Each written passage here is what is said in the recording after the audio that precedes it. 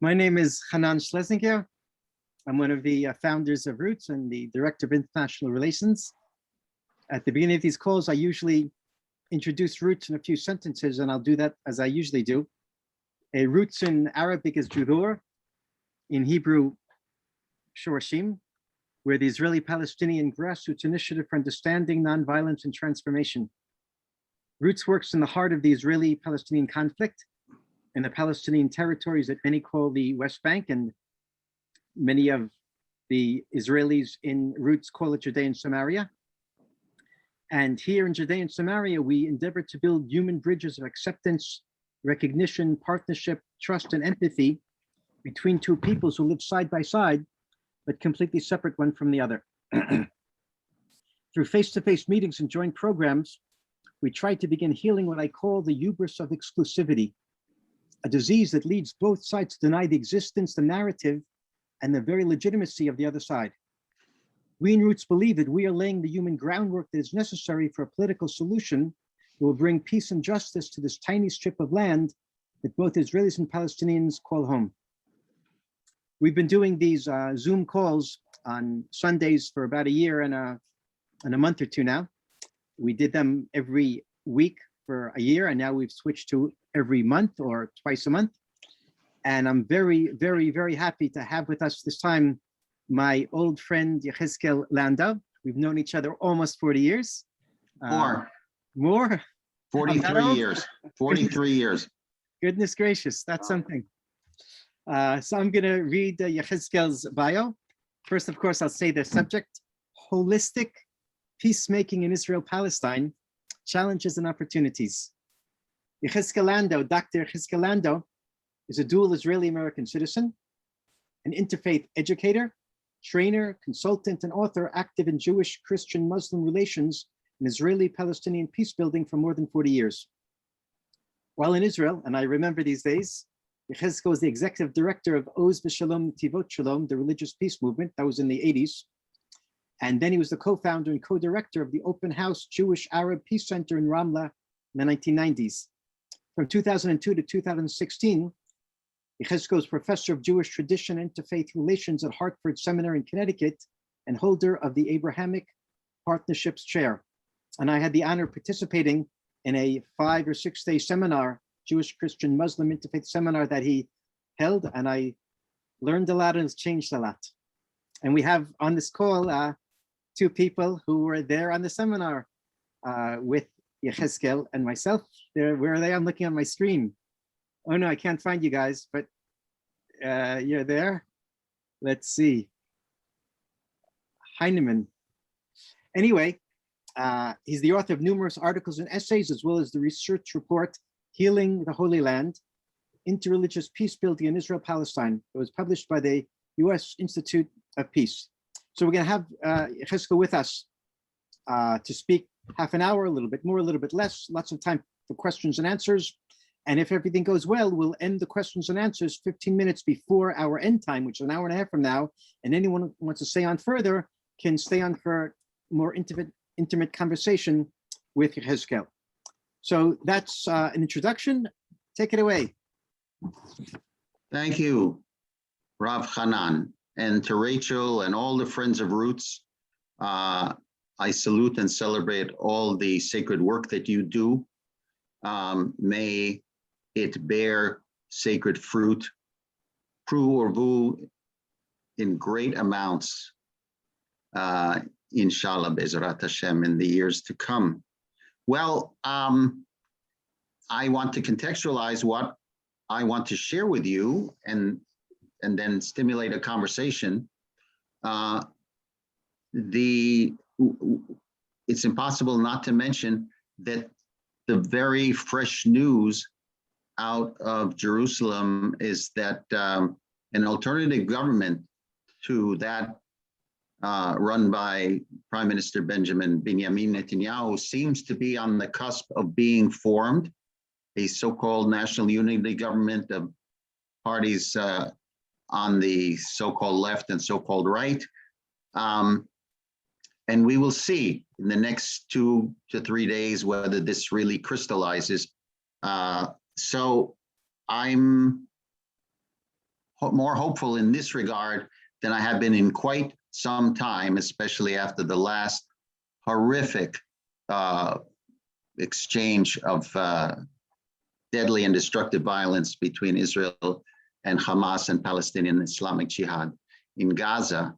And it looked during that short war that the coalition building effort might collapse, but it seems to have been resurrected and about to bear fruit. So we will see. We will see. But it's wonderful to be talking about this very fraught and complex subject with that hopeful possibility fresh in our minds. Last night, my partner Joyce Streeman and I, Joyce is on this call too, watched the film version of Oslo, which had originally been a Broadway play that won awards. And it brought me back to 1993 and that iconic handshake on the White House lawn between Yasser Arafat and Yitzhak Rabin. And one of the major takeaways from that event and the whole process was that religion was excluded from this whole discussion and therefore from the framework that was negotiated between the PLO and the Israeli government. And one of the reasons I wrote this research report that was published by the United States Institute of Peace in 2003 was to rectify this skewed perception of religion as being at best irrelevant and at worst a destructive impediment to negotiating a compromise over this shared homeland.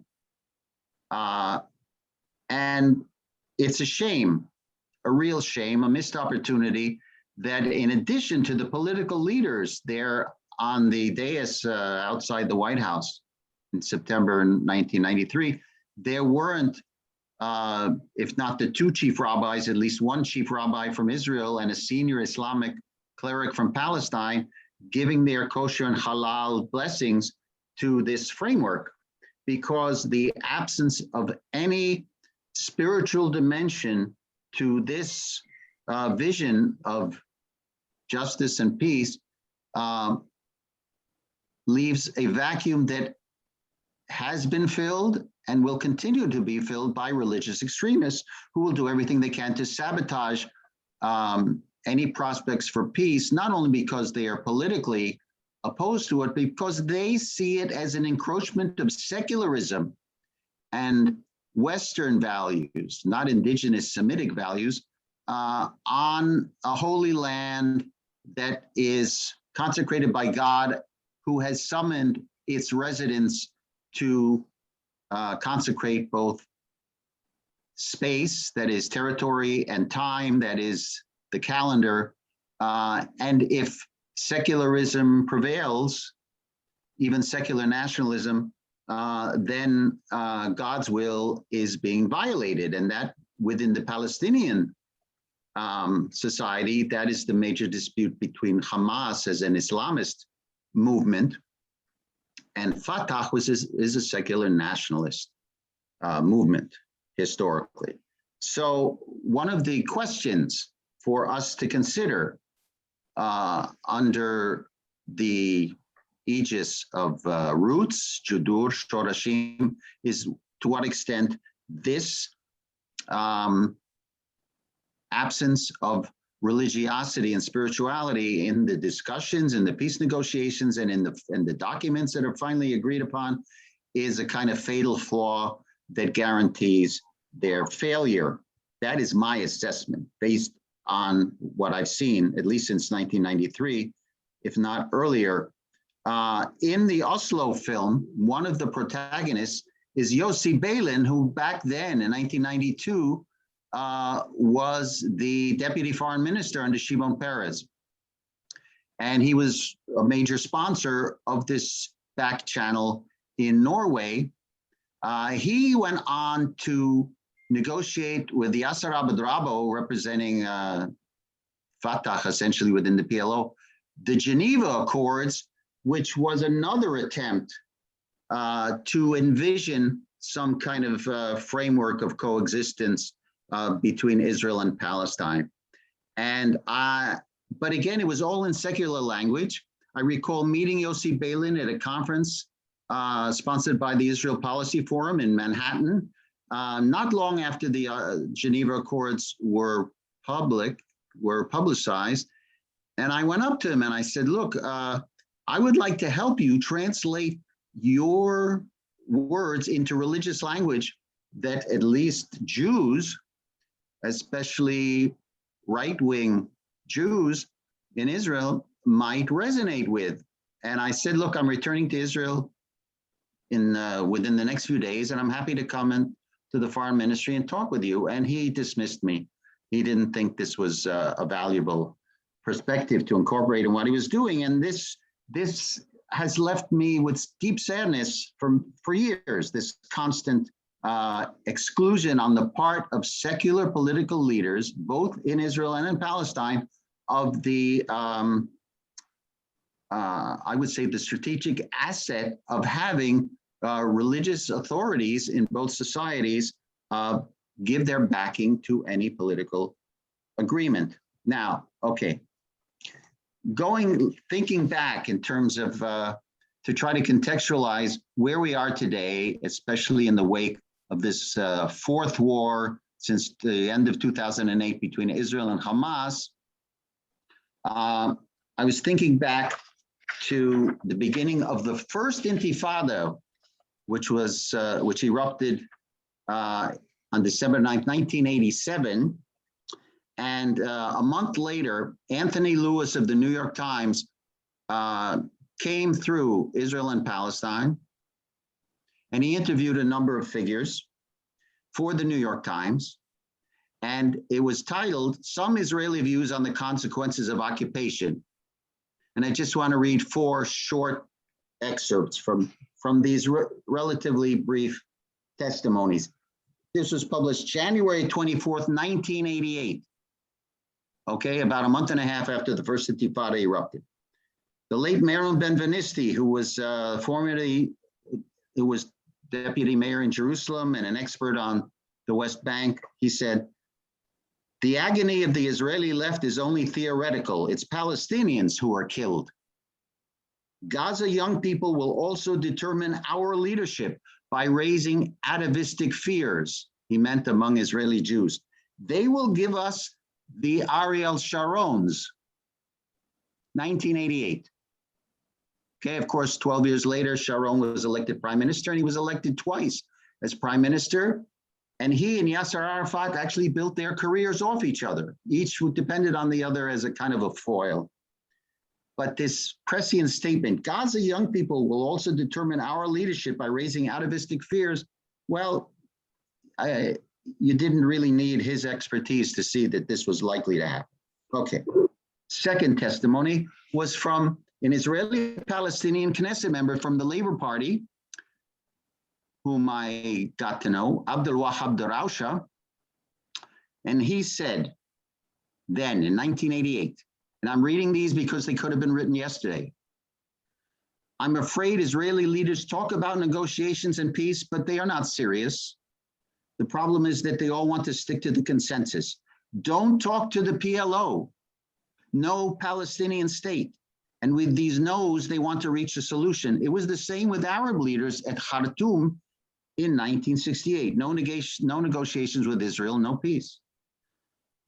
And he said, "Today, I believe there's a real opportunity to reach a solution." This is 1988. "Most Arab countries are ready to accept Israel. I'm sure Arafat is too, to accept a state in the West Bank and Gaza living alongside Israel. I'm a Palestinian," he said. "I'm an Israeli. I'm both. I'm an Israeli citizen, faithful to my country, but I'm proud of being a Palestinian and an Arab. I want the interest of my country and my people. I think we Israeli Arabs can be the bridge between my country and my people." I cannot say how many times I have echoed that in conversations with both Israeli Palestinians and Israeli Jews. Please take advantage of the sensitivity of Israeli Palestinians who are part of both collectives and can really be a bridge.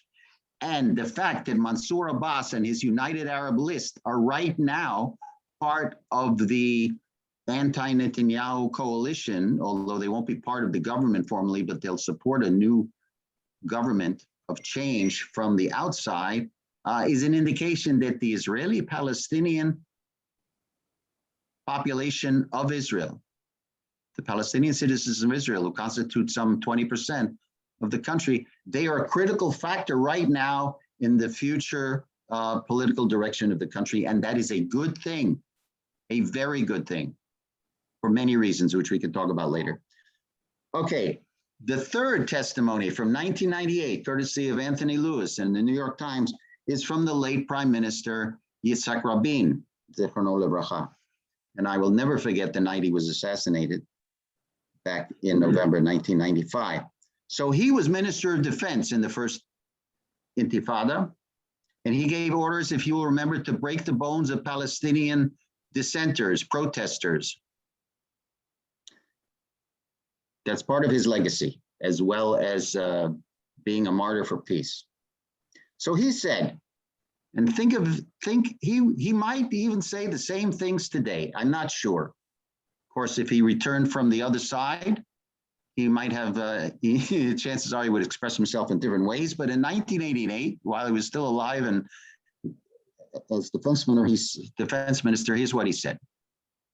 The television pictures of confrontation are ugly. Any violence is ugly. But you don't expect us to say, since there is violence, we are giving in. We have to drive home to their minds and hearts, by violence, you'll gain nothing. Think about that.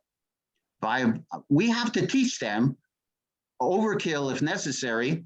By violence, you'll get nothing because you'll just have death and destruction raining on you, mostly from the air. And he ended, I distinguish between Palestinians who are reconciled to the existence of Israel and the PLO, whose essence is non-reconciliation. 1988. Okay, 5 years later, he was negotiating with the PLO and shaking hands with Yasser Arafat. Two reasons I'm sharing this. Number one, that rationale, we can't let them win by force, by violence, so we'll have to counter with even harsher violence, is still part of what I would say the militaristic mentality of Israeli leaders, many of whom are ex-generals. So they've just taken off their uniforms, but they haven't changed their worldview really about ends and means in terms of political aspirations and what is possible and what is not. And the second reason is that just substitute Hamas for the PLO, and you'll see we're in exactly the same situation and have been for years. The refusal, the unwillingness to negotiate directly with Hamas leaders and instead use intermediaries like Egypt to do so, either for prisoner exchanges or to arrange ceasefires, which always break down, partly because there's no direct communication. And then the bombs and the rockets fill the vacuum.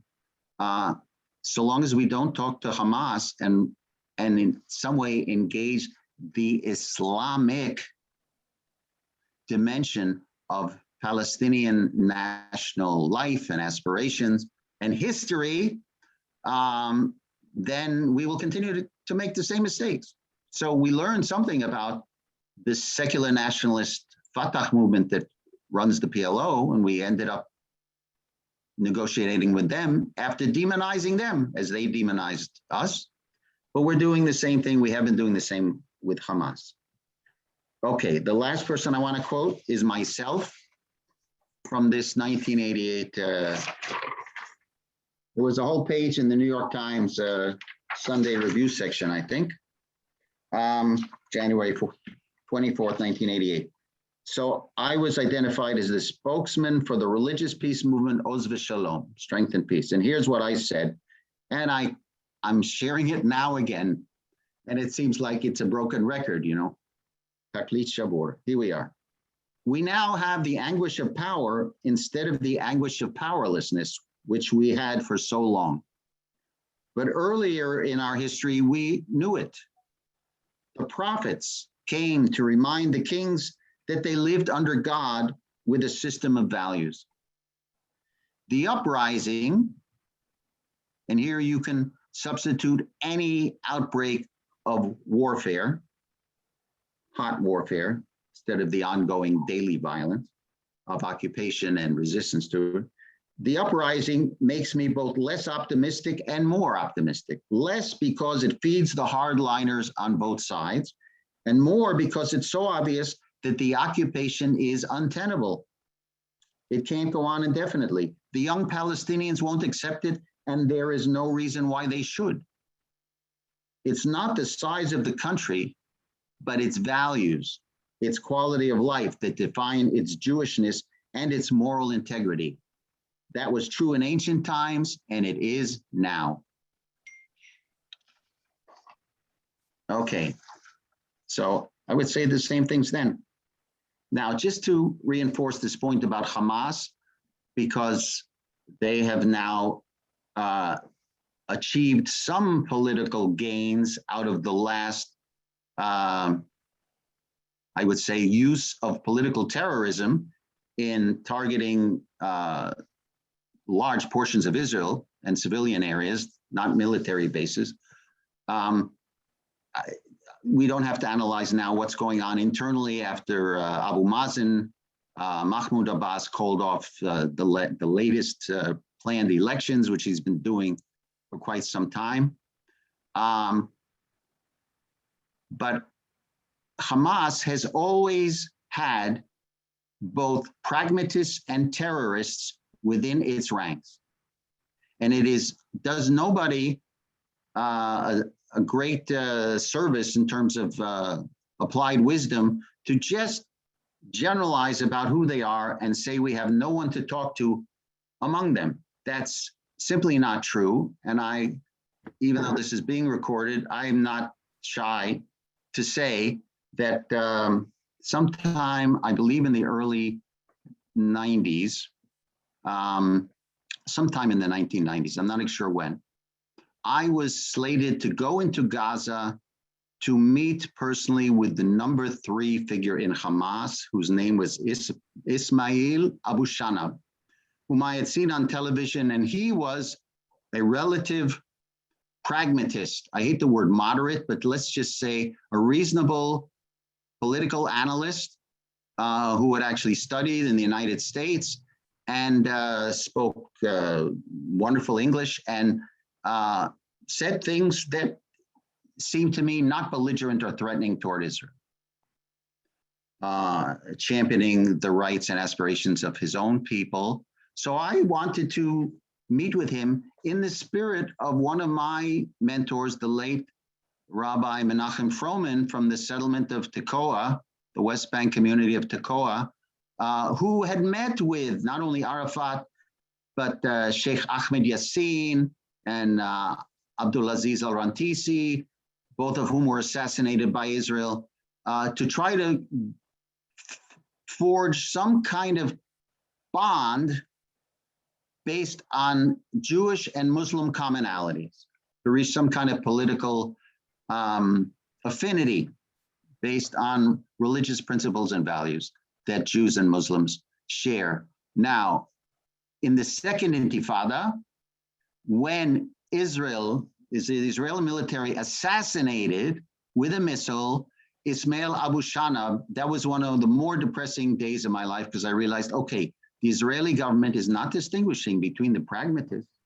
the realists in Hamas, and those who are part of the Izz-ad-Din al-Qassam military wing, the al-Qassam brigades within the Islamic resistance movement, which is what Hamas stands for. So it's sad and frustrating that this kind of mentality, we're not going to talk to them and they can't talk to us, just makes it, keeps the warfare going. And just in the last 24 hours, former Foreign Minister of Israel, Tzipi Livni, wrote a piece for the New York Times in which she also said, okay, the ceasefire should be used by Israel to move negotiations forward and strengthening the Palestinian Authority in Ramallah, led by Mahmoud Abbas, because we cannot talk to Hamas because they are just terrorists. And she's also predetermining the role of religious, what shall I say, activists, political leaders. And this is the secularist bias of most political leaders, also in the United States. They don't get trained. They don't get trained when they enter the diplomatic corps to really understand how religiosity is a driving force in the lives of most people anywhere around the world, and that you just can't impose a utilitarian, secular, pragmatic agreement on a holy land. It simply doesn't fit. Okay. So Tzipi Livni does advocate a dual narrative approach. I'm paraphrasing her. That the two narratives, the Palestinian consensus narrative and the Jewish/Zionist consensus narrative, both need to be somehow mutually honored and accommodated. But she, again, doesn't see any role for religious leaders. And that's a shame. Okay, because you need credible religious personalities to give their blessing to negotiated agreements. And I would say they should be at the negotiating table, especially when issues like Jerusalem and Hebron, El Khalil, and other religious sites are being talked about. More generally, if the teachings about the sanctity of life, justice, peace, human dignity, and human rights, religiously defined, are included, then it would help the peace agreements resonate with traditionalists who are strong minorities within each society. It helps to relativize the absolutist claims on either side, whether political or religious. And it counters, this is why part of the reason I do this work, it counters or detoxifies the spiritual contamination of our lives, our hearts and minds, and our discourse by letting the religious absolutists, if you want to call them that, people who are against compromise because they think it violates the divine plan. We need alternative religious visions of what Israel and Palestine are meant to be in the plan of God. Okay. I want to share with you at least parts of a statement that I wrote a while ago. And I don't have to read the whole thing because I want to send it to Hanan and Rachel, and you have, Hanan, all the email addresses of everybody on this call, right? Okay, so you can read it when you have some time, but the title of this reflection is also the title of this conversation. How do we develop a more holistic, inclusive approach to peacemaking? Okay, so in the first couple of paragraphs, I also say that in addition to the political compromises, we need some kind of spiritual approach to conflict transformation in order to motivate people, to inspire people. Because no matter what is negotiated, we're all going to be heartbroken to some extent. We won't get what we want or feel we deserve. And so there has to be some kind of spiritual compensation for whatever political concessions that are made by both sides. So the second paragraph is important for me as a peace educator and activist. Many peace movements attempting to transform violent conflicts into constructive partnerships also fail, as the politicians do, in their efforts because they focus most of their energy and rhetoric on protesting against injustices or abuses of power. This so-called prophetic stance of decrying misguided policies is a natural and even necessary approach to peacemaking, but it's far from sufficient to shift the underlying dynamics in long-standing conflicts. So in addition to this prophetic stand on behalf of human rights, human dignity, and justice, we need a more pastoral, or what in biblical terms, I would say a priestly approach that in spiritual terms, I would say that mediates mutual forgiveness through mutual sacrifice. Okay, that's to demonstrate repentance and remorse and even love toward the former enemy is what we eventually have to do to move from a ceasefire to real reconciliation. In Arabic, from hudna to musalaha, not just stopping the fighting, but really recasting who we are and who the enemy is in our eyes. So a more holistic approach begins with the pragmatic dimension of how we reach a kind of viable compromise.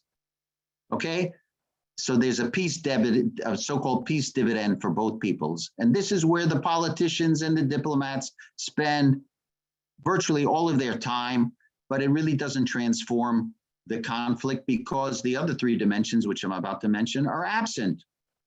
Okay, so what I call the cognitive level has to do with thought patterns and self-images and images of the other, the so-called enemy.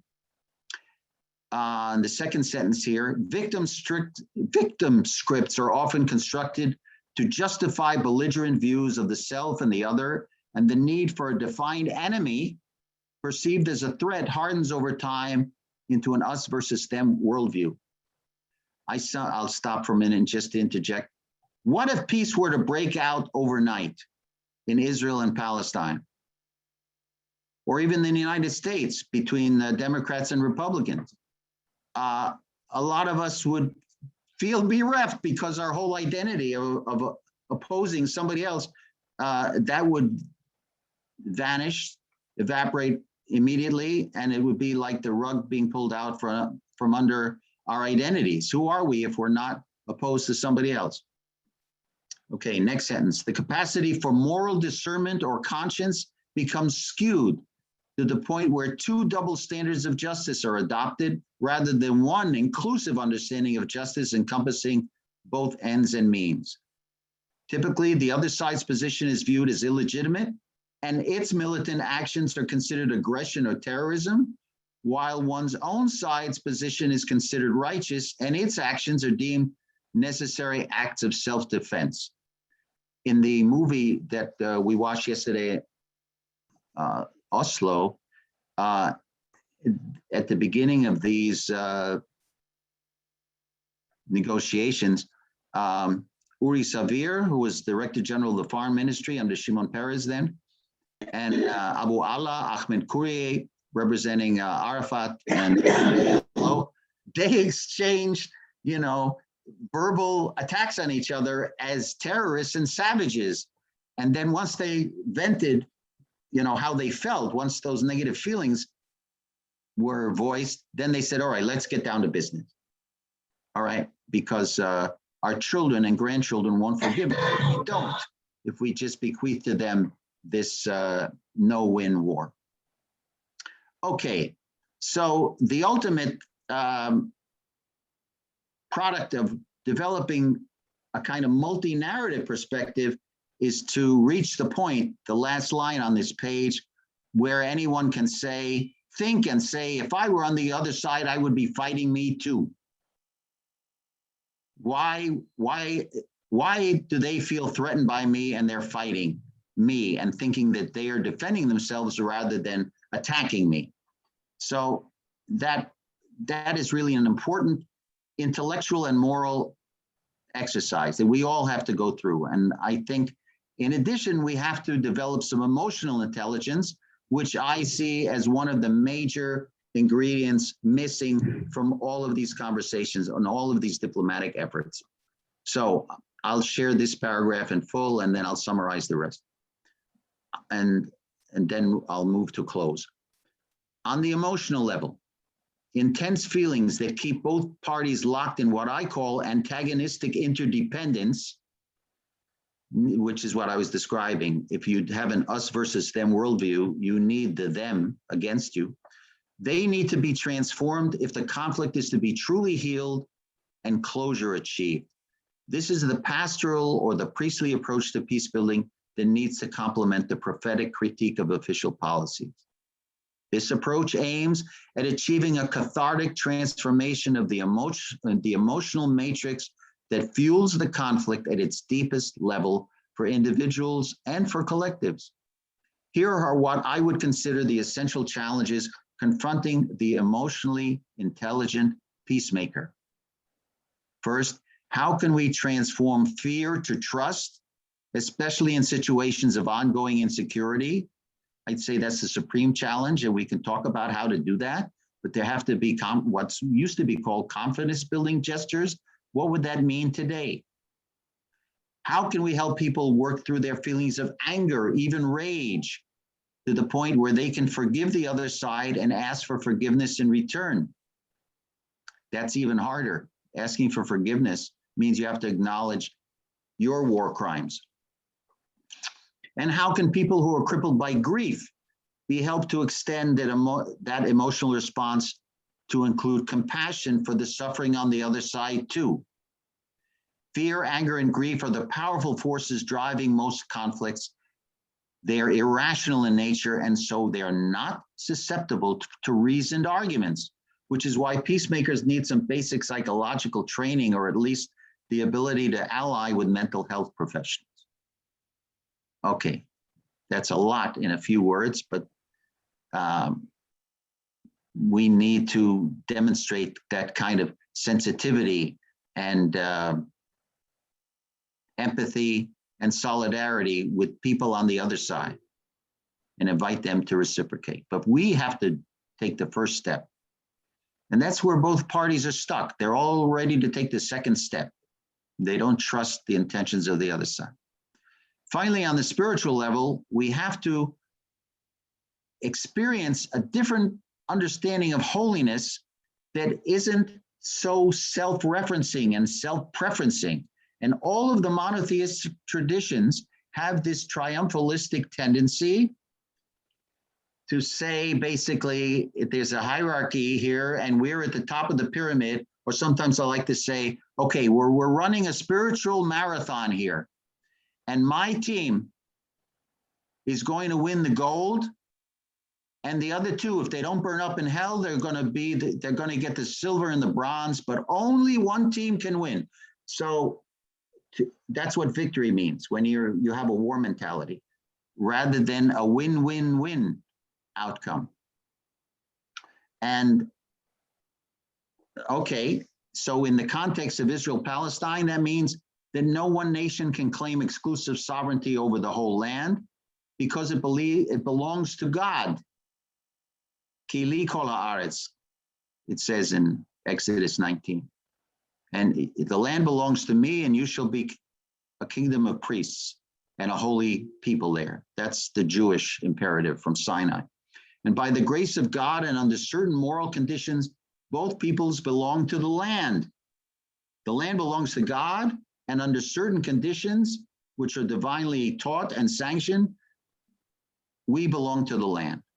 That, by the way, is the title of a book by a Christian Palestinian leader and colleague of mine, Abuna Elias Shakur from the Galilee village of Ibilin, who's been working for many decades to try to build bridges among Jews, Christians, Muslims, and Druze in the Galilee and elsewhere. So to transcend such narrow partnership, I'm reading again, a shared vision of what it means to be partners in consecration, consecrating both time and territory, has to be developed and articulated by religious leaders. And this is the contribution for religious educators and activists. Jews, Christians, Muslims, Druze, and others, Baha'is in the land called holy are hungry for an inclusive experience of genuine holiness. And I believe that if we had such a spiritual foundation, then it would be easier to fashion a new and liberating politics. Okay, the last thing I just want to say is that a micro laboratory for putting into practice the principles I've just articulated is the Open House Peace Center in Ramle, Habayit HaPatuach in Hebrew, El Beit Al-Maftuach in Arabic. See, it's the same Semitic words, which was founded in 1991. And you can look it up. There's the website. And there's this book by Sandy Tolan called The Lemon Tree, an Arab, a Jew in the heart of the Middle East, that describes the background to this Peace Education Center, two families that have shared the same home in Ramla, a mixed city next to Ben Gurion Airport, very close to Tel Aviv, before and after July 1948.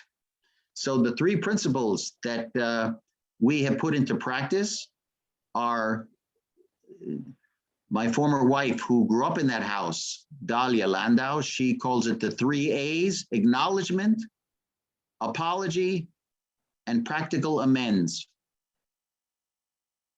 And this is, I would say, this is the basis of a truth and reconciliation process that Israelis and Palestinians need to undergo no less than South Africans or Burundis or Guatemalans or any others where truth and reconciliation commissions have been established to try to heal traumatizing conflicts. So I say at the end, if this model of peacemaking at the grassroots level were translated to the macro political level, perhaps, with God's help, Israelis and Palestinians would experience unimagined breakthroughs in their relationship that would usher in a new era of mutual solidarity and cooperation. Okay, and there you have the link to my own website. So I just want to end with one short paragraph from an essay I contributed to this volume. It's called The Rutledge Handbook on the Israeli-Palestinian Conflict. And I was invited to write the chapter on religion. So I talk about the history of Judaism within Zionism and its contribution to the conflict, Islamist ideological thinking, especially within Hamas, and demonstrating that it can be more pragmatic than it sometimes gives voice to in public. And then the contribution of Palestinian Christians as well. So this is my last paragraph. And this is the last thing I'll say, and then we can have a conversation. Jews, Christians, Muslims, Druze, and others in the Holy Land are hungry for an experience of true holiness rooted in an awareness of the all-loving and inclusively just God. That God has created individuals and nations with such striking differences in order to create a variegated human community that can celebrate diversity instead of feeling threatened by it. And the Quran is the most explicit, the most pluralistic on this.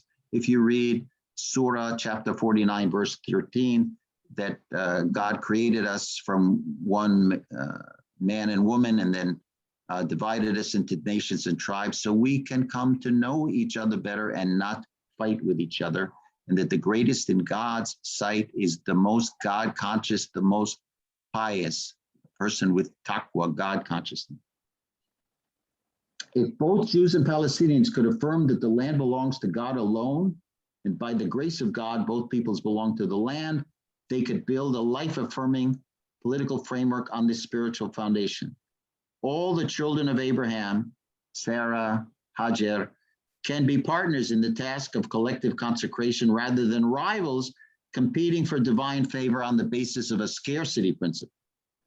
With regard to truth and holiness, the principle of abundance, of gracious generosity has to take over. For this to happen, religious educators must learn from one another, pray for one another, and work together to support the political agenda of reconciliation. Without a shared commitment to genuine sacrifice, not of lives, but of one's victim script and one's absolutist claims to land with humility, exercising renunciation for the sake of God and for one another. All the peace plans that the diplomats can come up with will fail. God's holy land, I firmly believe, is meant to be a laboratory for practicing justice and compassion towards all. If we rise to that challenge, we will all be blessed by the holiness of Shalom, As-Salam, peace.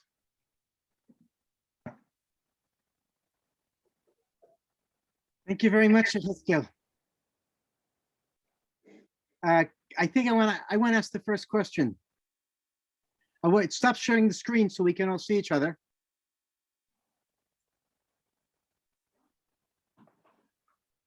Okay.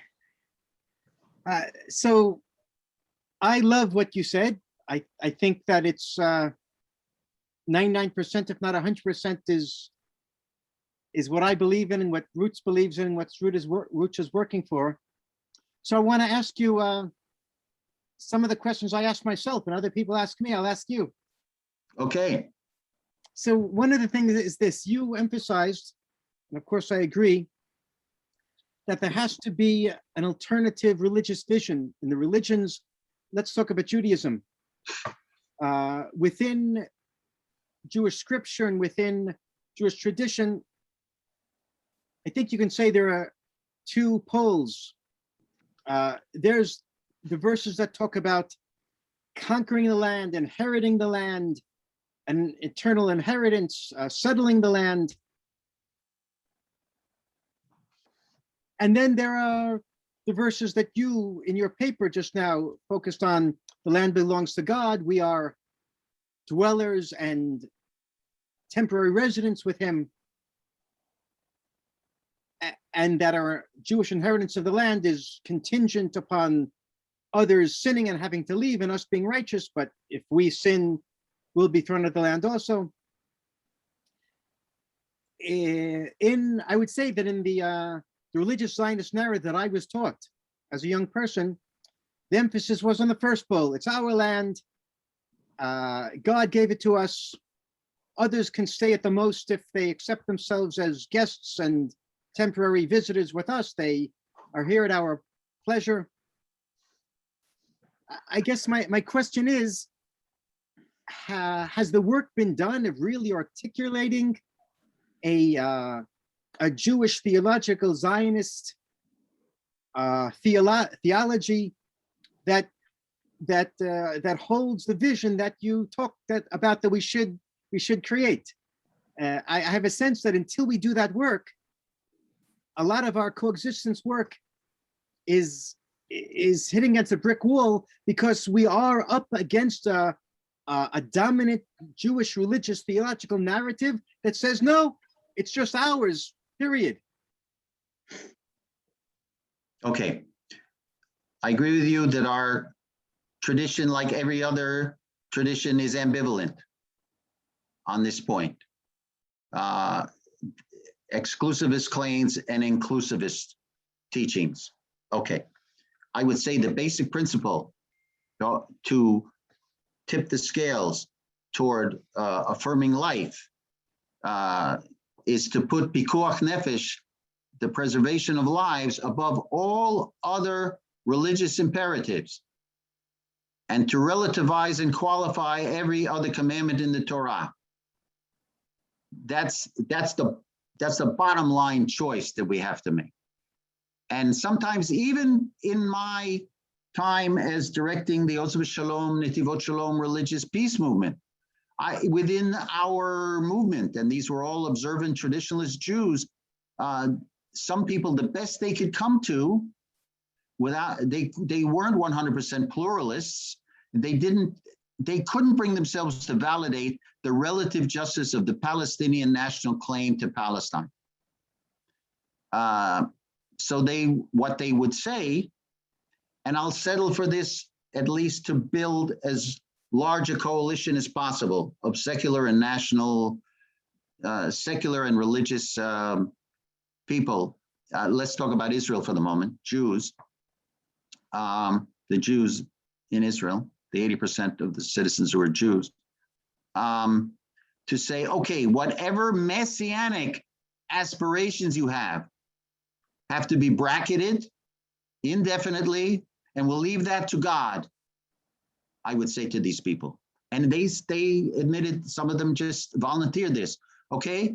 But for the moment, we have to make political compromises, the way Solomon traded parts of the Galilee for cedar wood to build a temple in Jerusalem. In the Second Temple period, Alexander Yanai also did territorial exchanges, and in both cases, no prophet or priest came to this secular political ruler to say, you are violating God's teachings in the Torah. So it's true, even in the Middle Ages, you had a disagreement. Okay, I would say a machloket l'shem shemayim, a disagreement for the sake of heaven between Nachmanides and Maimonides. Nachmanides, the Ramban, included kibush and yishuv haaretz, the conquering and settling of the land, within his iteration of the 613 positive and negative commandments. But Maimonides, Rambam, did not include either one. So there are differences of views that go back centuries. For me, again, we have to acknowledge this. This is why there has to be a dialogue, not a debate, a fruitful, honest, constructive dialogue among religiously oriented Jews between, let's say, the maximalists and the pragmatists who are ready to concede, to sacrifice. I like that word, to sacrifice, which is to make holy by renunciation rather than exercising your right of sovereignty over territory you think God has apportioned to you. Well, even if you do, what's the price tag on realizing this commandment, to fulfilling this commandment? It's just you end up desecrating what you profess to be consecrating, because you're going to kill people or expel them from their homes or destroy their property, and which is a violation of who they are as living images of God, not to mention creating more enemies who are then going to fight you or your children, and you'll be in this unending cycle of conflict. So we have to acknowledge, as you do, that the tradition speaks in multiple voices. It's not just ambivalent, it's polyvalent. And we have to decide we have to come up with what I call the correct hierarchy of holiness. You can't have everything. The National Religious Party slogan of the land of Israel for the people of Israel, according to the Torah of Israel, you can't have all three in equal dimensions. You just can't. Doesn't work, because the price tag in terms of human lives, human dignity, human rights is too high. That's my short answer to a very serious and fundamental question. I hope I did it justice, Hanan. It's not enough for me, but this is not the time to have a. So what do you add? What I hear from you is about sacrifice and about weighing of values, and it's all about a situation of b'diavad. How do you call that? A situation of second best. You can't have everything. Yeah. But the religious people I know today are not there. They want they need a positive vision. But why are they not there? I will submit that they are largely not there because their mirror image on the other side is also echoing the same absolutist rhetoric and using violence to back it up. They are mutually interdependent. I talked about antagonistic interdependence. They are not there because the longer this conflict goes on, the more extreme views rise to the top. You know, the hilltop youth throughout Judea and Samaria are much more radical and militant than even their parents. Hanan Porat and all the other Gush Emunim settlers, their children are even more radical. So the longer this goes on, not only did we not negotiate with the PLO for too long, and that helped Hamas to come and compete with it, Israel actually, even Ariel Sharon, when he was agriculture minister, years before he was elected prime minister, Israel funded Hamas as a counterweight to the PLO under this divide and conquer strategy, which was really misguided and counterproductive. I could say stronger words, but I'll leave it at that. So, chokhmah, basic wisdom. You want to call it enlightened self-interest? Whatever. Survival. We're in an age with weapons of mass destruction. So how much escalation can we afford? None. No more. Enough. Maspeak. Die. Khalas. Too many lives sacrificed already. On the altar of what? Collective egoism, I would say. No, I agree with you, but idolatrous. It's idolatrous. I call it territorialatry. I agree with you, but I can't territory into an idol. tell it to my people. I agree with you 100%. So why are your people? How do you analyze their resistance? Your neighbors in Alon Shvut and elsewhere. You're there on the ground. I can write nice articles, but you're there every day. It's clear to them that any quote unquote weakness, any sacrifice, any compromise will only bring death and destruction upon us, right? Everything is seen in the zero-sum game. You have to be strong. And any argument that I would put for pikuach nefesh, for saving human life, they would say what you're doing is not saving human life, it's causing the destruction of Jewish life. That argument doesn't work. Again, I agree with everything you said. Just the argument doesn't work. Okay, so when I hear the same thing. So I say, okay, well, my dear friend, my spiritual brother or sister, how is your approach working out for us? Are we any more secure? And the answer people give is we haven't been tough enough against them. We haven't, the expression in Hebrew is let the army have a complete victory. We haven't given the army the free reign to use its full range of power. That's what people think around here. That's what's on the front pages of the newspapers. Let the army be victorious. Right. So that has to be countered both morally, because that's basically a call to genocide, which is abhorrent to any person of conscience, religious or otherwise. And it's also pragmatically misguided. It simply will not work. Okay. Look at Israel with its huge military arsenal is not, look, this is called the arrogance of power. America did it in Vietnam.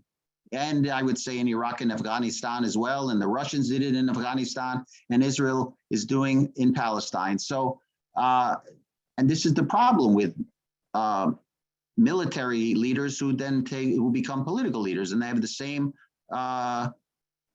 calculation of interests. I have to just say, I just read within the last couple of days a chilling description of the worldview of Avi Kochavi, the present Ramatkal, the chief of staff. It is frightening. It is frightening. You have to look this up in Haaretz, and the calculations he make, which to me are totally in the head with nothing from the heart, nothing.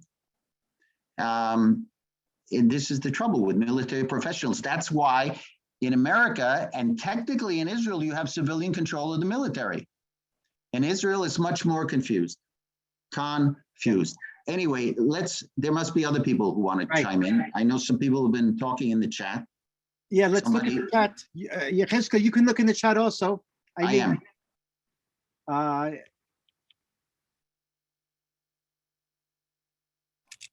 Okay, so we have a question. Rebecca Rose, I see. But do you think that coming to the dialogue means you have to first come to the position of sacrificing your absolutist views? Okay, I would say, well, hold on to your views and enter with them into the conversation, and then see if your interlocutor makes a good case that might at least get you to start asking questions and start broadening your worldview to incorporate some of what the other side is sharing with you. Don't give up anything at the beginning. Come with your maximalist claims, and then and then step back from them, I would say, if you need to. And there have to be, I would say on the Israeli side, there probably should be a combination of, well, let's just say, Likud, Meretz, and religious Zionists. There ought to be some combination of people with a spectrum of views, those who don't talk about the holiness of the land, so it's very easy to give up Judea and Samaria in places like Hebron, okay, El Khalil. And those who say, no, we are commanded to settle in these places and Judaize them and serve God in those ways. And they have to all be at the table, and also Fatah and Hamas people on the other side should be at the table. And there'll be breaks in the negotiations where the two sides will be arguing with each other before they come back and try to reach a consensus. I acknowledge this will take a few years.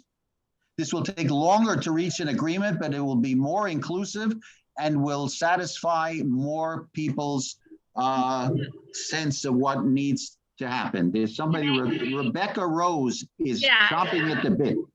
I am. No, I think what my question wasn't about how to approach the dialogue. I am all about dialogue, and I have been talking about with my friends that this is the generation that has to do the individual healing of all the generational trauma so that the next generation could do the collective healing, and it all comes with dialogue at some point. But to come to a dialogue, I showed up here, but how many people don't show up to these things? To even come to the thought, hey, maybe I should stop screaming at rallies and just holding up signs and actually pause so I can, I say the first step to a dialogue is actually shut up and listen. Do you think that to even get people to show up to a dialogue, what is the thought process that has to happen? Because if you're so invested in your zero-sum game of I am right, you are wrong, I will show you every meme on the internet that proves it, at some point it's like, what is the switch to which finally somebody goes, okay, I'm not going to change my mind, but here I am, show me what you got. Where's that switch, and how do you inspire that switch? Okay, I don't see it as like an on and off switch. Oh, eureka, I finally got it. And everything I believed up to now, I have to call into question and change. I have to shift my paradigm. I don't think that, from my study of psychology, show up to the dialogue? Okay, all right. I will give you kind of a three-part answer. Number one, you can start, those who resist can be invited in by those who have already had a taste of the benefits of engaging the other side, so that it's like a chain reaction, and the more resistant people can be brought in by, let's say, the folks in roots. Okay, the folks in roots can bring in their neighbors, Jewish and Palestinian neighbors, to say, look, this has worked for us. Give it a try. Just come once, come twice. You don't like it? No obligation. You don't have to sign on the dotted line and sacrifice your whole ideology in one blow. The whole question, Rebecca, is what is the aim of the enterprise from the get-go, milechatchila? Do you want to prevail? Do you want to win an argument? Do you want to build a long-term relationship that over time might yield some benefit for both sides? So this is a self-interest pragmatic argument.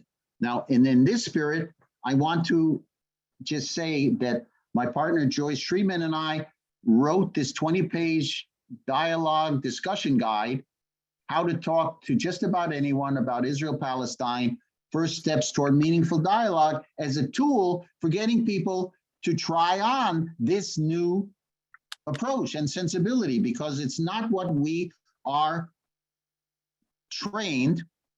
Certainly, we're not taught this in school, as Hanan was saying, especially in religious school, to even try this. We're so focused on the vertical relationship with God that what's going on horizontally with our fellow human beings often takes a hit, because we think we were being, faithful to God by favoring our own. one of the commentators in the chat said this is ancient tribalism, which is alive and well. So the question is, how do you expand your sense of who you are to be more humanistically inclusive and not just parochial? I don't know.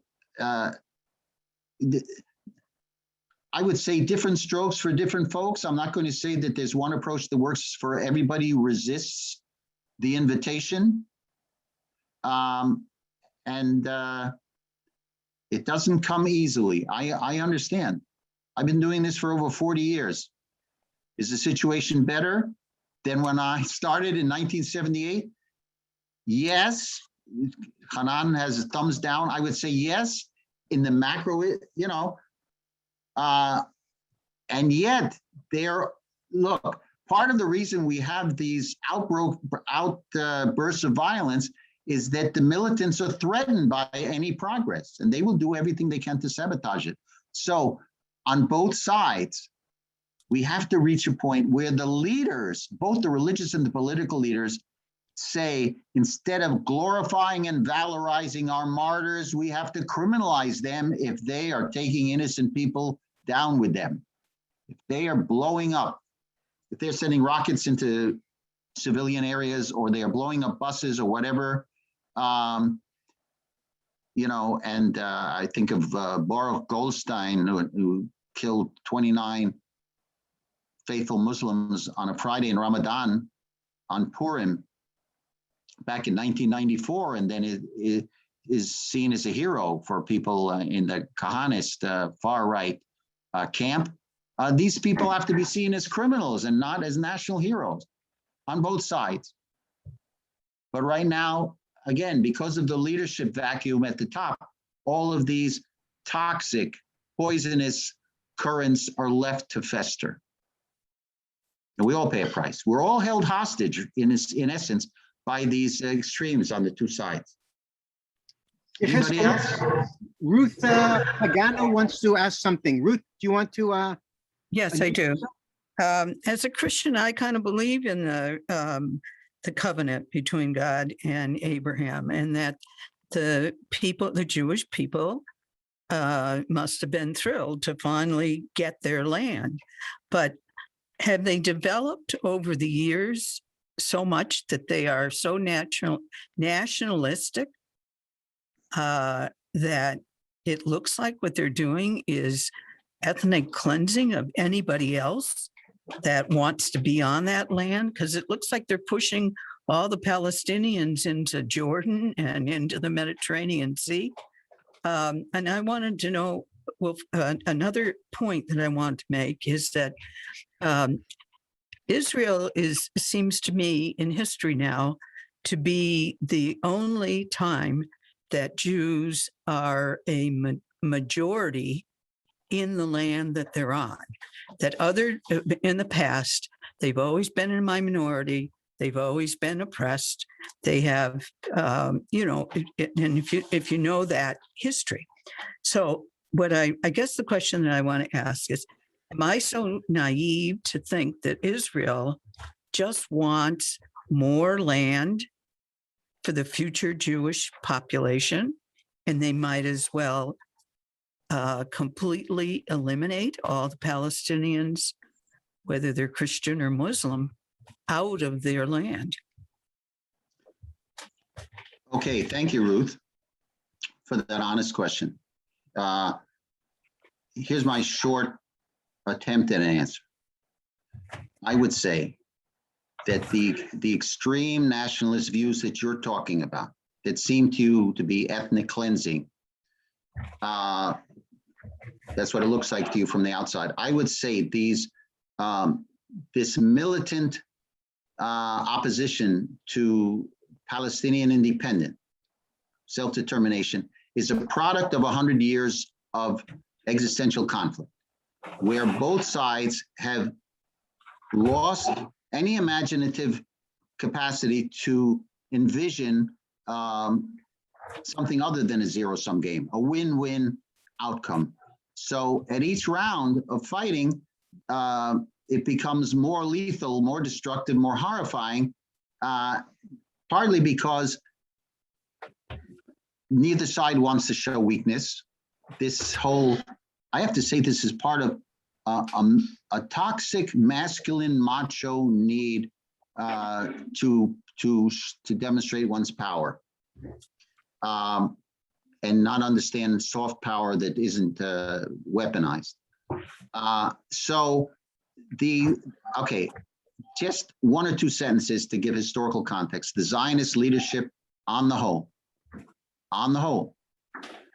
favored all of the partition plans throughout the 20th century, and going all the way to 2006 with Ehud Olmert talking with Mahmoud Abbas, Abu Mazen.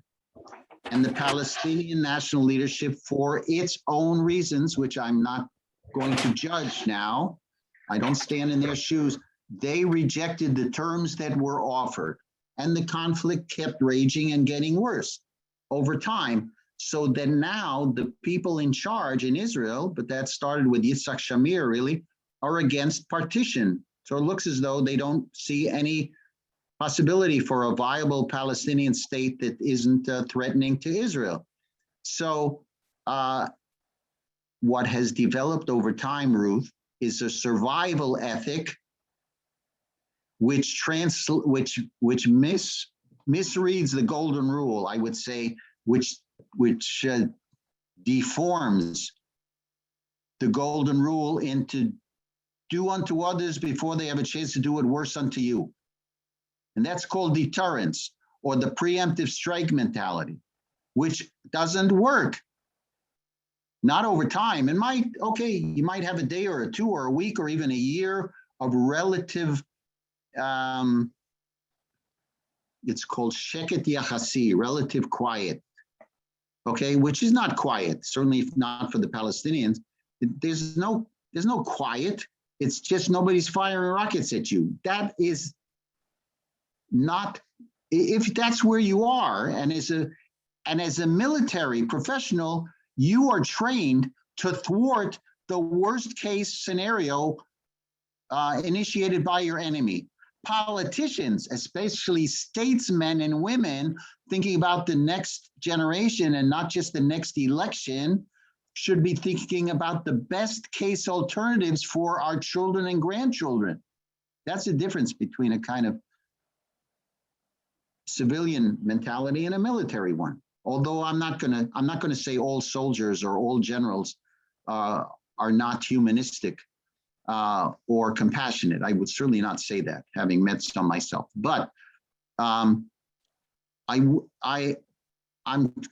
want to acknowledge your perception, Ruth, but invite you to change the language that you use, because it seems to suggest some kind of sinister, if not evil, intent to displace Palestinians rather than do what is seen to be a necessary evil in order to survive. Once you're in an existential conflict for 100 years and you grow into it, you're born into it, and you can't imagine a way out of it. Unless maybe you leave the country for a time and you say, wow, the whole world doesn't live like this. Why am I stuck in this us versus them intractable, immutable conflict? So Ruth, I don't know if I missed something else in what you were trying to say, but it's on both sides, so long as there's no healing, the worst energy, the most destructive energy is going to come out of both sides, and the leaders that are elected, that are chosen, are the ones who are going to be, the warriors. Is there any representation in the Knesset, the state-run or approved state parliament, I guess? Are there any Palestinians elected into that? And do they have any power? Well, they truly do. Yes, they can vote, they can run for office. They are the critical swing block at the moment because the Jews are pretty much evenly divided. And Mansour Abbas and his Ram party, the United Arab List, is now, which only has 4 Knesset members, but in an evenly split parliament, he is now showing that the Palestinian citizens of Israel have a constructive role to play. They always have had, but the Jews didn't trust them because they saw them as a potential fifth column who would side with the enemy rather than with the state. And they are in a very, very almost impossible situation. To be an Israeli Palestinian is not an easy identity to carry in life. But the ones that I've worked with, and that's been most of my work in Israel-Palestine, is with Israeli Palestinians, Muslims and Christians, and some Druze. As Abdul Wahab Darausha said back in 1988, they are the bridge nobody has yet set foot on. Nobody wants to cross that bridge, sadly. Yes, they're in the Knesset, and they've been diplomats abroad in the foreign ministry, but they haven't they haven't been a cabinet member up to now. Hopefully that will change very soon. Let's try and get another 2 or 3 questions. Malacha, you wanted to ask a question?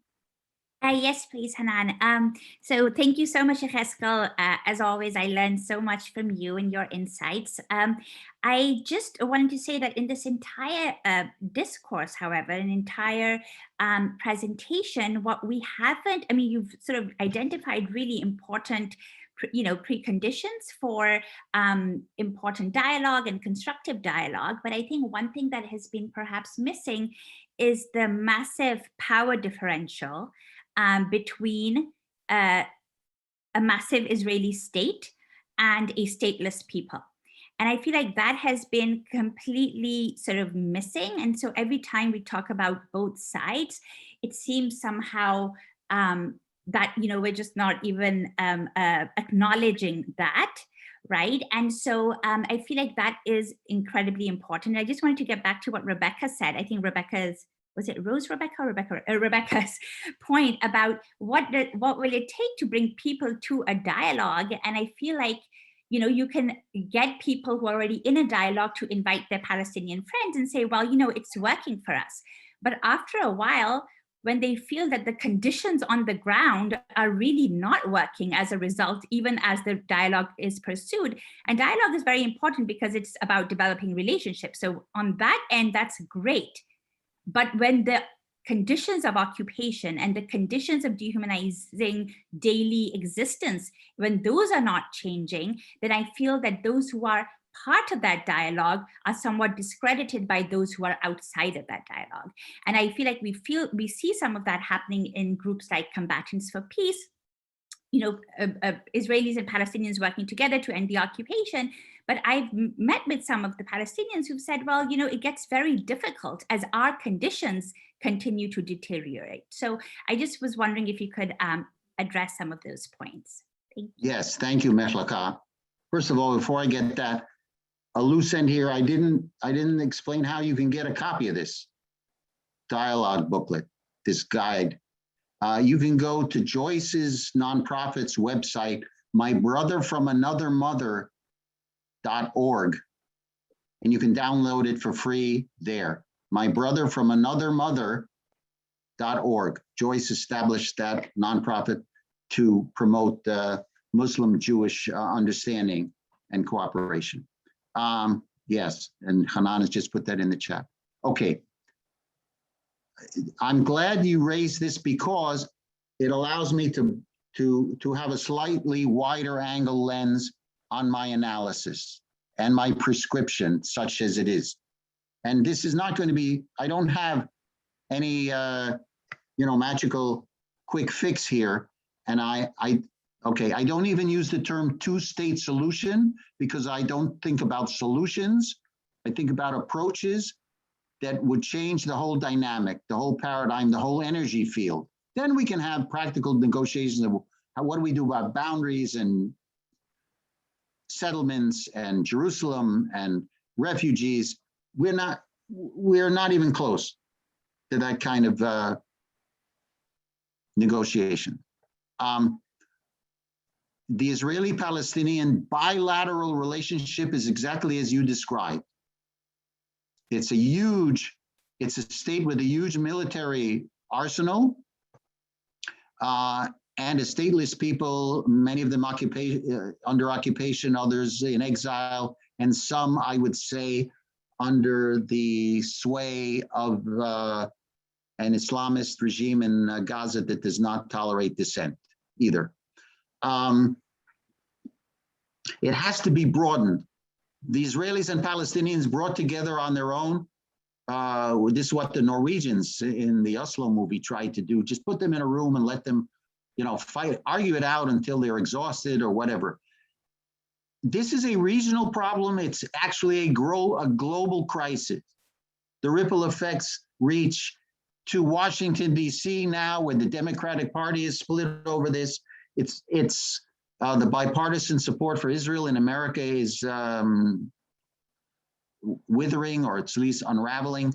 But that was brought about really by Netanyahu's embrace of the Republican Party during the Obama years, more than anything else. So we need, because the Israelis and Palestinians do not meet as political or military equals in the negotiating process, you need third parties, especially other Arab parties, Egypt, Jordan, hopefully Saudi Arabia at some point, to help both sides find common ground.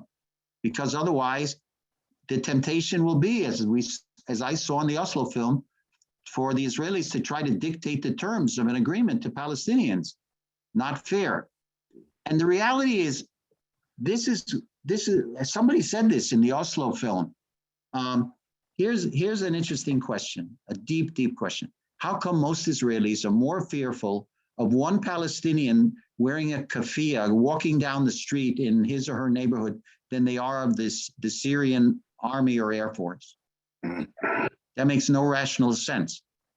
And there are two reasons. One, the Palestinians are closer, and they're like the enemy across the street or across the green line. The other is that the Palestinians are the only Arab people with a legitimate grievance against Israeli Jews for having occupied their land and displaced them and prevented them from coming back. So but the Palestinians alone need to be represented by, if not the Organization of Islamic Conference, the whole Muslim world, at least the Arab world, so that Israel can make peace with all of its neighbors at one time. And this divide and conquer will make separate pieces with separate peoples has never worked. I mean, you have temporary peace agreements, and I'm not even talking about the Abraham Accords in the last year, which are part of the Trump administration's distorted view of how a peaceful Middle East should look, with economic benefits for everybody. They were only concerned about making money. Seemed to me that was their bottom line. So Mechleka, in order to rectify this power imbalance, you need allies of the Palestinians also as part of the process.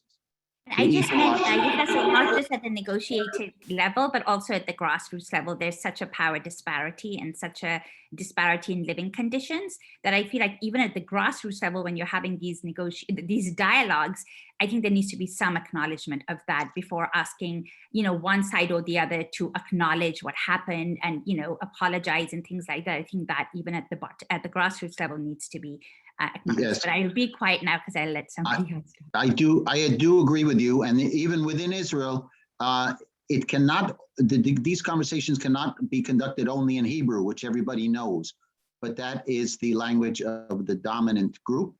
And Arabic must be honored as well, even if the Jews don't understand. The Palestinian participants should be able to speak their heart and mind in Arabic, their native language, and if it needs to be translated for Jews who don't understand, then so be it. But you cannot just expect everybody to speak Hebrew because everybody knows it. That's not fair. But that reinforces, I think, what you just said, Mechleka. Thank you. Yehezkel, there's a point made by Colleen. Let's imagine and repurpose. If the aim was less about compromise and more about re-examining the positive narration of tradition, what would be different? I'm not sure what the re-narration of tradition. You're talking about religious tradition, history as taught in the classroom. I'm not sure. Do you want to clarify, Colleen? Yeah, Colleen, are you there? There you are. You want to rephrase the question? Because I'm not sure what you mean. Yeah, too many words there. I'm one of those psychologists who works in the peace field. The approach we're taking, I guess, it's less about compromise and building peace. It's more about dismantling the fear that intransigates the developmental impasse. So, and you and I have talked about this, Hanan, and it's been part of our conversations.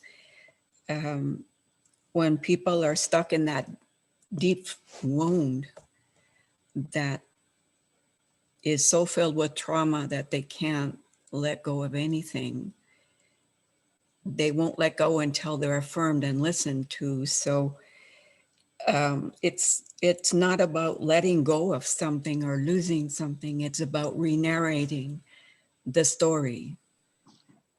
You mean the personal story? The personal story or the collective story? The Jewish narrative. A couple of weeks ago, you were talking, Hanan, about the Jewish story of sojourning,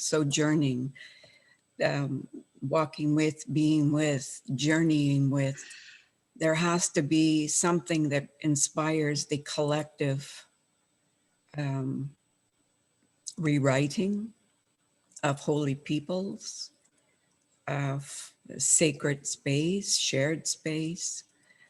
So in psychology, you rarely now talk about taking away something which will invite entrenchment and resistance. You talk about revisiting the positive drive, maybe where it got disordered or disturbed, but always the belief that there is a positive drive in that evil, hardened, fearful heart.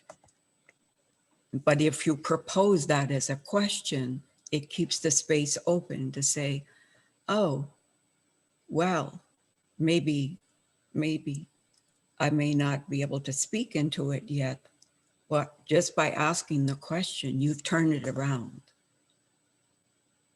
Or I what resonate. If, yeah, what Sorry, if? Colleen. What if? Yeah. What if? I resonate with everything you've just shared. I appreciate it. The end sounded a little like Rainer Maria Rilke in Letters to a Young Poet. Live the questions now as authentically as you can until you grow into the answers. And that's basically, I think that's where Roots is and where I am most of the time as well, is not prescribing 2 states, 1 state, 3 states, 4 states, coming up with a map on the outside, you know. The internal terrain is still not healthy. So until we heal ourselves as individuals and as communities, any political process is going to limp along at best, if not explode, because these wounds, these traumas have not been addressed. I have sometimes said, half facetiously and half seriously, it would, if I had the power to dictate what was going on in Israel-Palestine, I would say, okay, everybody, no weapons for the next year. Everybody lays down weapons, no political conversations. We take a moratorium, a timeout, a hafsaka in all political discussions, timeout, and we bring in to Israel and into Palestine, Hebrew and Arabic speaking mental health professionals, and we conduct group therapy in small groups, and all of the pain is vented, and as much primal screaming and whatever else you need for catharsis is voiced, is externalized, and then you can come and meet the other side. And as we know, we have part of the problem is both sides, both peoples are divided. The Palestinians have been assassinating each other since the 1920s. The Husseinis and the Nashashibis in pre-state, under the British Mandate, they couldn't agree and they were eliminating each other as political opponents. And the Jews, well, again, arguing is our national pastime, which is supposed to be for the sake of heaven and not for the sake of scoring ego points or political victories.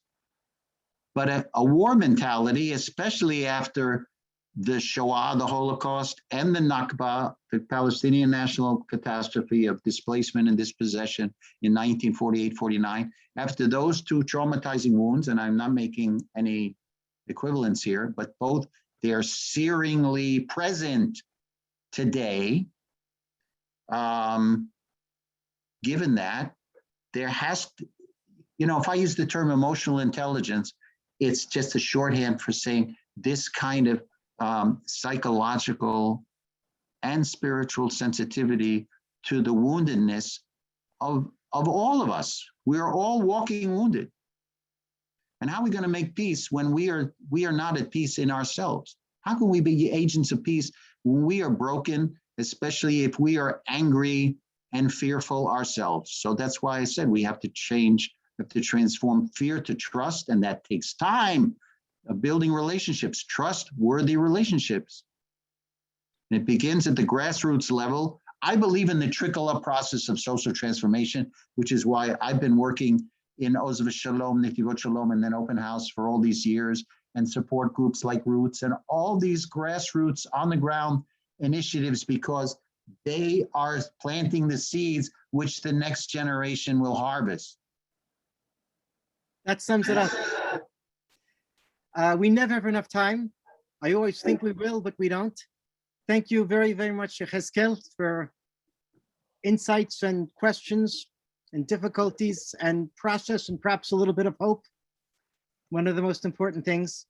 Thank you. I want to take just 2 minutes to say a few things about Roots. Our next Sunday online presentation is June 13th. Sunday, June 13th. Another 2 weeks from today. The speaker is Dr. Eleftherios Michael. Dr. Eleftherios Michael. He's a conflict resolution professor, specialist who's worked in many conflicts around the world, actually. A lot of deep experience that could shed light on the Israeli-Palestinian conflict, how to move towards a process of solution. The subject he'll be talking about is conflict, identity, and peace building. June 13th, conflict, identity, and peace building, same time, same channel. I also want to remind everyone of the Roots website. Learn about Roots, read about us, www.friendsofroots.net. That's www.friendsofroots.net. And lastly, or two things, sorry, please remember to contribute generously to Roots. We can't continue these presentations without your help. There's a suggested minimum donation of $15 per presentation, but that's just a suggestion. You can donate on the website. And lastly, someone in the chat just reminded me to remind everyone that after a 2-year break, Roots is continuing our USA speaking trips. November 5th to November 21st. November 5th to the 21st will be in the USA. We're already booked in New York, in Los Angeles, and in South Florida. We'd like to come to your community. We're also booked in North Carolina. We hope to be in Chicago also, and in Boston, and any place else you invite us. So please write to me through the website about our speaking trip, in which I and Nora Wad, one of our Palestinian partners, will speak in your church, your synagogue, your mosque, your university, your community center. And that raises awareness, and it raises, of course, funds for Roots. I see Richard is raising a hand, but let me close first. And if you want to stay on the call, Richard, afterwards, that'll be fine. So thank you, everyone. And I hope to see you in the States in November and here in Zoom, June 13th. Thank you. Thank you, Yehezkel. Thank you. Shalom. Salam to everybody. Salamat. For everyone. So Richard, you wanted to say something to me? I wanted to ask you a question. Farmington, Maine is a small town with a small branch of the University of Maine, naturally called the University of Maine at Farmington. Being a small town of about 8,000 people or so, why, I have assumed that when you folks come over to this side, that you'll be looking for big cities, big areas where lots of people have a possibility of coming. Would you even consider coming to an area like this? The answer is, was the community able to pay the fee for a Roots presentation, which is $3,000? And was the community able to pretty much guarantee that be 70, 80 people there? And if there's an airport that's pretty close, then we could absolutely think about it. Okay, the airport is 1.5 hours from Farmington, and That's good. someone would come and pick you folks up. And I am taking down the numbers you just gave me. For attendance 70 to 80 people and a contribution of $3,000. So with those parameters, I will see what might be possible. And when are you planning to be in the country here again? November 5th to November 21st. November 5 to 21. Okay. And on the website, there's a tab for something like US trips or US tours, and all of the information is there. Okay. All right. Thank you very much. Anyone else want to ask something or comment something? I see many people stayed on the call after our speaker left.